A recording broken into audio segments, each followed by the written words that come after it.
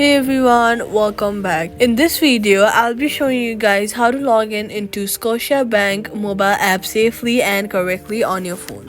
First, open the Scotiabank app on your phone. Then, make sure that you are using the official app from the App Store or Google Play. Next, on the login screen, enter your Scotiabank card number or your username. Then type your password carefully. Double check for spelling mistakes, especially if you recently changed your password.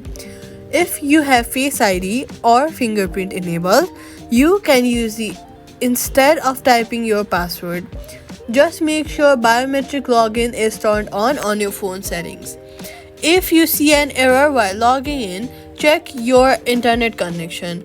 Try switching between Wi-Fi and mobile data. Also, make sure that you're connected to a stable Wi-Fi so your app operates smoothly. Once you are logged in, you will be taken to your account dashboard. That's it. Now, you are logged in into the Scotiabank app. If this helped, like this video and subscribe for more simple bank guides.